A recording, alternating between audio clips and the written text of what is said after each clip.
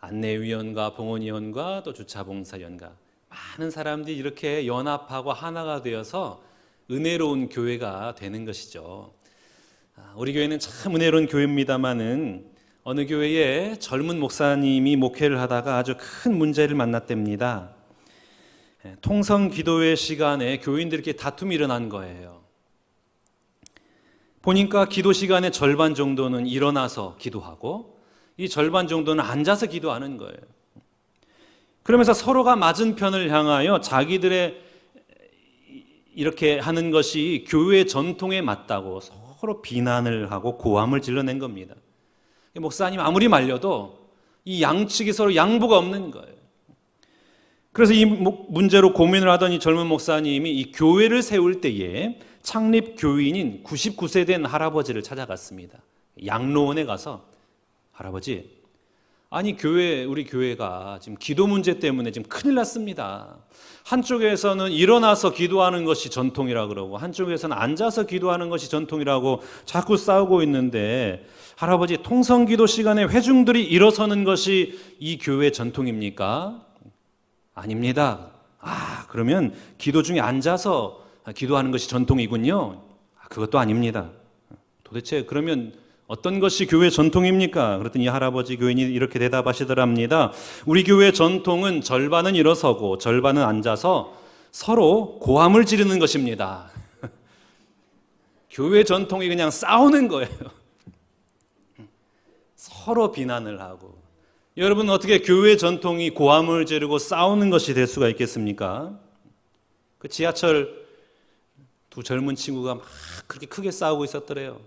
이 할아버지가 그것을 지켜보더니 이 사람들에게 얘기했다 그러죠. 야, 이놈들아, 여기가 교회인 줄 알아? 싸우지 말어.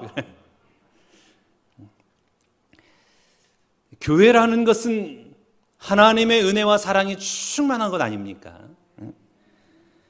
예수 그리스도의 그 십자가의 보혈을 믿고 그 보혈의 은혜로 모인 사람들, 그게 바로 교회잖아요. 그러면 그 안에 무엇이 있어야 돼요? 감사가 있는 거예요. 사랑이 있고 축복이 있고 이해와 용납함이 있는 것이어야 되죠. 그런데 오히려 교회 안에 다툼이 끊이지 않고 분열이 있고 시기와 분쟁이 계속된다면 이 교회는 지금 위기를 경험하고 있는 거예요. 위기 중에 위기입니다. 오늘 우리가 보는 아가서는 솔로몬과 술람미 여인 사이에 나눈 아름다운 사랑을 기록하는 것입니다. 오늘 우리가 읽은 본문 말씀을 보면 너무나 행복한 분위기로 시작하고 있어요. 11절부터 보면은 겨울이 지났어요. 그리고 찬 비가 그쳤어요. 여기저기 꽃이 피고 있습니다. 꽃들 사이로 새들의 아름다운 노래소리가 들려요. 그리고 무화과 나무에는 푸른 열매가 익었고 포도나무에는 꽃이 피어서 아주 향기로운 냄새를 많은 사람들에게 전해주고 있습니다. 그리고 그 사이에서 솔로몬과 술람미 여인이 아름다운 사랑의 고백을 나누고 있는 거예요. 그러니까 이것처럼 아름다운 광경이 없습니다. 너무나 좋은 거예요. 더 바랄 것 없을 정도로 모든 게 완벽한 거예요. 그런데 이 두 사람 사이에 사랑의 위기가 찾아온 겁니다. 너무나 좋았는데 그 위기가 찾아왔어요. 어떤 위기가 찾아왔느냐? 15절 말씀. 우리를 위하여 여우 곧 포도원을 허는 작은 여우를 잡으라. 우리의 포도원에 꽃이 피었습니다. 팔레스타인 들판에는 많은 여우들이 서식했다 그럽니다. 그랬는데 이 팔레스타인 땅에서 여우라는 것은 포도 농사를 망치는 원흉이에요. 어느 날 포도원에 나타나서 땅을 파고 구덩이를 만들고 심지어 포도줄기를 막 먹습니다. 그러다 보니까 포도원이 망하는 거예요. 포도원의 무법자들이 바로 여우들이었습니다. 오늘 본문에 보니까 포도원에 꽃이 피었다 그러잖아요. 어떤 의미일까요? 사랑의 꽃이 핀 거예요. 너무나 좋은 거예요. 보고만 있어도 너무나 좋은 거예요. 노래가 나오는 거예요. 아무것도 안 해도 그냥 너무나 기쁨이 있고 좋아요. 부족한 게 아무것도 없어요. 그런데 이 사랑을 깨는 여우가 들어온 거예요. 작은 여우가 포도원에 들어와 가지고 막 희집는 거예요. 그래서 포도원을 지금 허물고 있습니다. 그래서 솔로몬이 우리의 사랑을 깨려고 하는 이 작은 여우를 잡아라, 그걸 말하고 있습니다. 꽃이 피는 포도원, 아름다운 포도원은 우리의 사랑스러운 가정과 교회를 의미한다라고 말할 수가 있겠습니다. 가정과 교회는 하나님께서 이 땅에 세우신 아름답고 아주 소중한 기관이죠. 그래서 우리 하나님은 가정과 교회를 통해서 이 땅 가운데 하나님의 나라를 이루시기 위한 통로를 삼았습니다. 그런데 그 축복의 통로인 가정과 교회를 허물어뜨리고 혼란스럽게 만들고자 하는 작은 여우가 있어요. 그 작은 여우가 우리의 가정에 침입하고 우리의 교회에 침입해서 풍요로운 그 포도원을 자꾸만 허무는다라는 것이죠. 자, 보면 작은 여우입니다. 작은이라는 단어에 우리가 집중할 필요가 있습니다. 우리의 가정과 교회 공동체를 혼란스럽게 만들고 행복을 깨는 원인은 어떤 커다란 일 때문에 일어나는 것이 아니에요. 대단한 일 때문에 분열되고 아픔이 있고 상처가 나는 것이 아닙니다. 작은 일이에요. 아주 사소한 일, 별로 의미 삼지 않았던 그 사소한 일, 작은 일로부터 시작하여서 포도원이 허물어진다라는 것입니다. 여러분, 오늘날 우리 가정과 우리 교회를 허무는 그런 작은 여우는 무엇이 있을까요? 아가서 1장 5절 6절 말씀을 봐보겠습니다. 예루살렘 딸들아, 내가 비록 검으나 아름다우니 게달의 장막 같을지라도 솔로몬의 휘장과도 같구나. 내가 햇볕에 쬐어서 거무스름 할지라도 흘겨보지 말 것은 내 어머니 아들들이 나에게 노하여 포도원 지기로 삼았음이라. 나의 포도원을 내가 지키지 못하였구나. 술람미 여인이 예루살렘 여인들을 향하여 뭐라고 고백하고 있습니까? 내가 얼굴이 좀 거무스름하더라도 나를 흘겨보지 말아라. 왜 얼굴이 거무스름해졌을까요? 포도원 농사하다가 햇볕에 얼굴이 다 타버린 거예요. 얼굴이 시커멓게 된 거예요. 우리 여성분들 피부 중요하지 않습니까? 크림도 바르고 온갖 거 다 바르잖아요. 너무나 많아서 제가 그 이름을 나열하기도 힘든데 피부가 중요하거든요. 피부가 상했으니 얼마나 마음이 상했겠습니까? 그 피부가 농사를 짓느라고 얼굴이 시커멓게 돼버린 거예요. 내가 비록 얼굴이 시커멓게 됐지만 그러나 나를 비난하지 말아라. 나도 사랑받는 딸이다. 그 얘기하고 있는 겁니다. 5절에서는 뭐라고 그랬습니까? 내가 비록 검으나 아름다우니 게달의 장막 같을지라도. 게달의 장막이라는 것은 무엇이냐면 검은 염소 가죽, 얼굴이 검은 염소 가죽처럼 시커멓게 변해버렸다라는 겁니다. 비록 내 얼굴이 시커멓게 변했지만 나를 보면서 손가락질하지 말고 비방하지 말아라. 나 아름다운 사람이다. 피부만 검하게 어떻게 뵀죠? 시커멓게 변했을 뿐이지 나 여전히 아름다운 사람이다. 이 고백 안에는 그 기저에 흐르는 이 감정이 있어요. 그게 뭐냐면 열등감이에요. 얼굴이 시커매진 그 열등감 때문에 자신들을 바라보는 시선들을 의식하고 있는 거예요. 그러면서 자기를 변호하고 있는 것이죠. 여러분, 인간관계를 파괴하는 중요한 요인 중에 하나가 열등감입니다. 열등감은 이 땅을 살아가는 모든 사람들이 경험하고 있는 것이에요. 한 98%가 열등감을 경험하고 있다 그럽니다. 대부분 사람이 경험하고 있는 것이죠. 2%도 우월감인데 이 우월감이라는 것은 열등감의 다른 표현이거든요. 그러니까 이 땅을 살아가는 모든 사람들은 열등감을 가지고 살아가요. 그런데 문제는 이 열등감 중에서도 병적인 열등감이에요. 병적 열등감으로 인해서 삶을 살아가고자 하는 의욕이 꺾이고 병적인 열등감을 통해서 정상적인 인간관계를 하지 못하게 하는 것, 이 열등감이 문제다라는 것이죠. 병적인 열등감에 잡히게 되면 사람이 지나치게 파괴적인 사람이 됩니다. 공격적인 사람이 돼요. 그리고 자기를 지나치게 방어하는 사람이 돼요. 아무도 나에게 접근하지 못하게 만들어요. 그리고 쉽게 사람들을 의심하고 믿지 못하는 사람이 됩니다. 열등감. 이 병적인 열등감으로 말미암아 인간관계가 제대로 되지 못한다라는 것이죠. 오늘 술람 여인이 그런 열등감을 경험하고 있는 거예요. 피부에 대한 열등감, 얼굴에 대한 열등감, 환경에 대한 열등감, 자기의 사회적 지위에 대한 열등감, 물질에 대한 열등감, 이런 열등감, 병적인 열등감 때문에 정상적인 인간관계를 하지 못하게 되는 겁니다. 열등감이 심한 사람들일수록 부부관계도 원만하지 못한다라는 것이죠. 열등감으로 살아갔던 대표적인 인물을 꼽으라 하면 이스라엘의 초대 왕인 사울을 꼽고 싶습니다.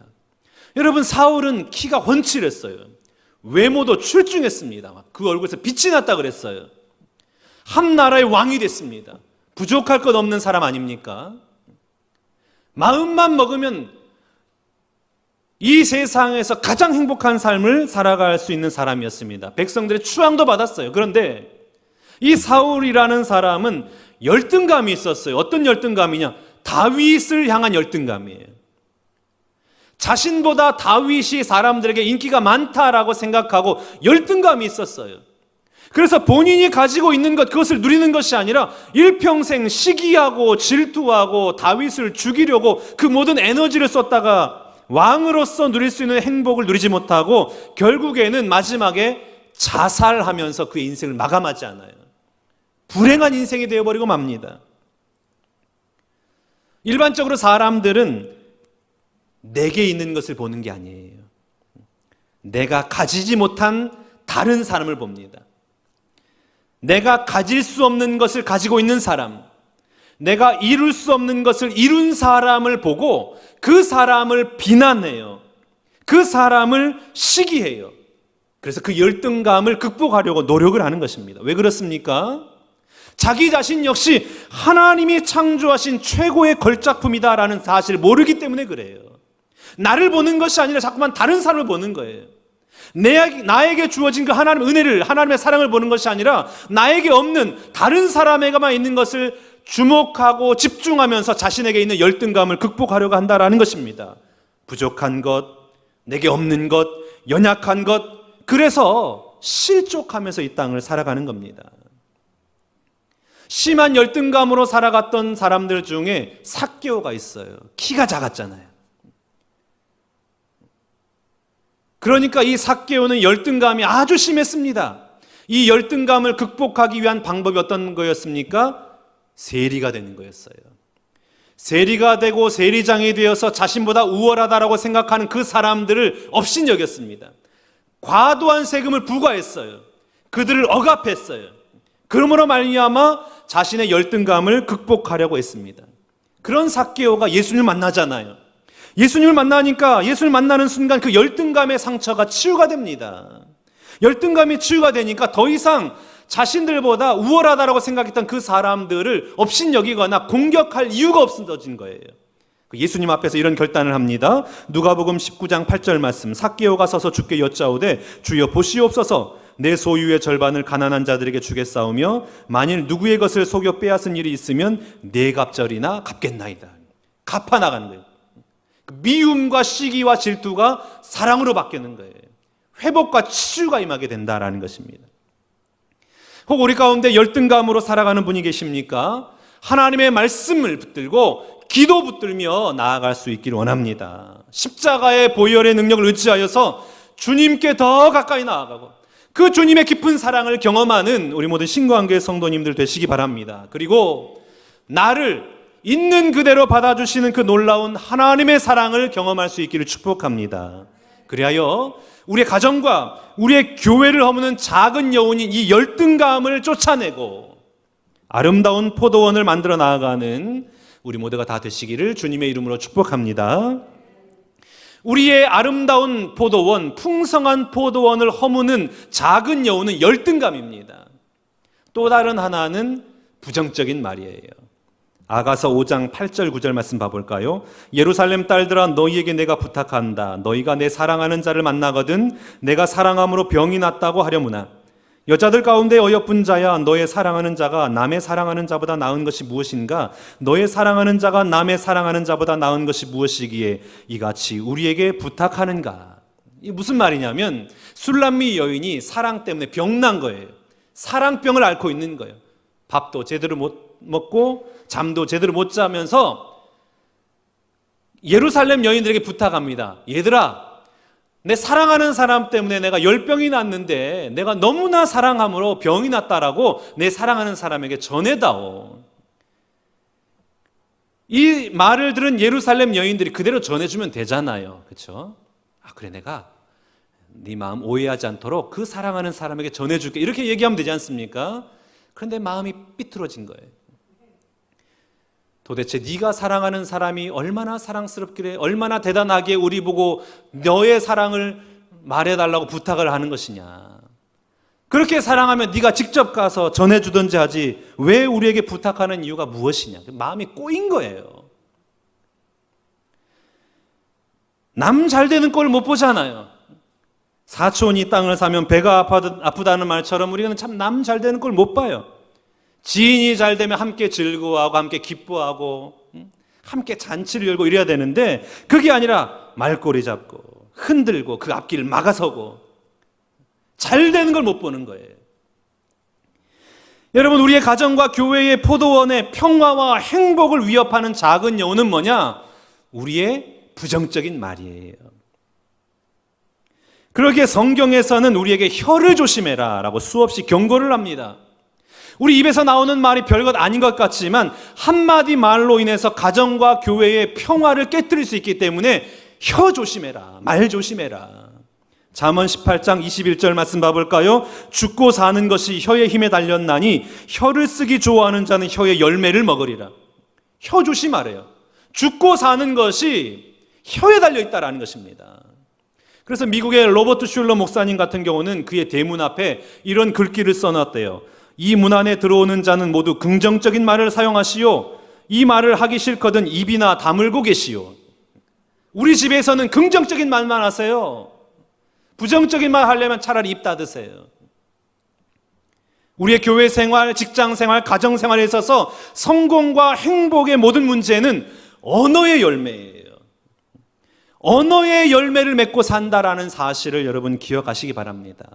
탈무드에 한 왕이 2명의 광대를 불러놓고 명령을 합니다. 시몬이라는 광대에게는 세상에서 가장 좋은 것을 구해와라.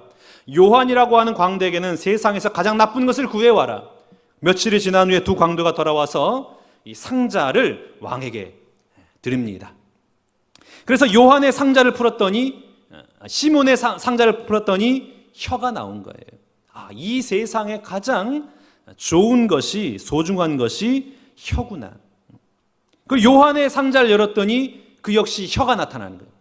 이 세상에서 가장 악하고 나쁜 것이 혀구나. 무슨 말입니까? 혀, 곧 말이 우리 삶에 가장 유익한 것이 될 수도 있고 가장 해를 끼치는 수단이 될 수도 있다라는 것입니다.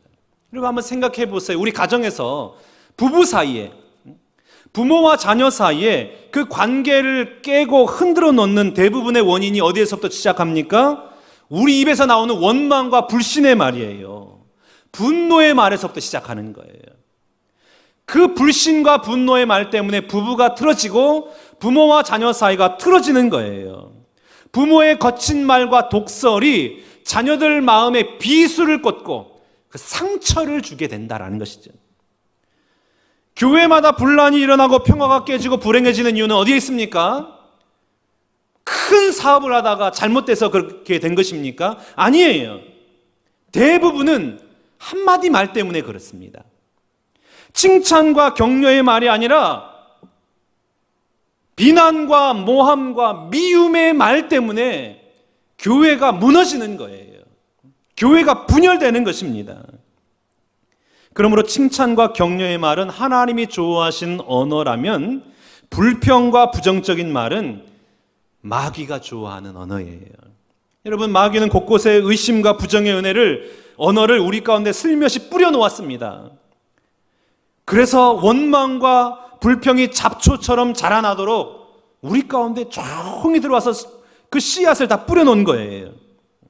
한 번 뿌려진 이 부정적인 언어들은 잡초처럼 이곳저곳에서 우리의 삶을 황폐하게 만들어 버린다라는 것입니다. 다른 사람의 마음에 끝없이 부정적인 유전자를 만들어내서 그 결과로 말미암아 깨어짐과 불화로 이어지는 불행을 만들어 나간다라는 것이죠. 그래서 우리 하나님께서 베드로전서 3장 10절 말씀에 이렇게 기록하고 있습니다. 그러므로 생명을 사랑하고 좋은 날 보기를 원하는 자는 혀를 금하여 악한 말을 그치며 그 입술로 거짓을 말하지 말아라. 좋은 날 보기 원하는 사람은 무엇을 금해라 그랬습니까? 혀를 금해라.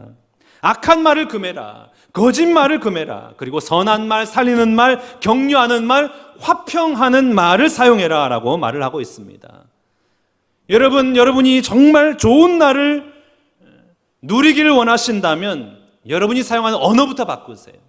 언어가 바뀌어야 되는 것입니다.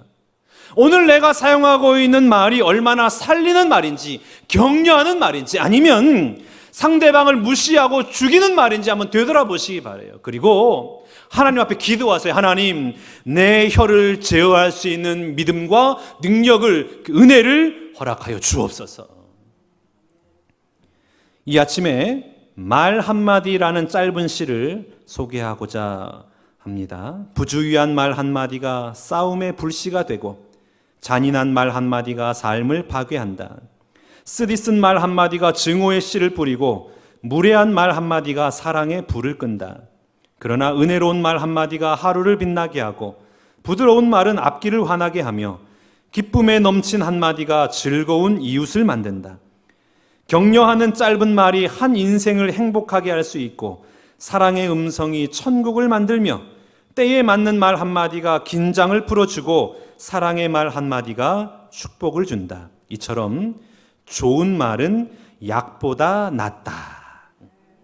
여러분, 습관적으로 오늘 내가 쓰고 있는 말이 무엇인지 한번 생각해 보세요. 나는 구제불능이야. 나는 도저히 할 수가 없어. 힘들어 죽겠네.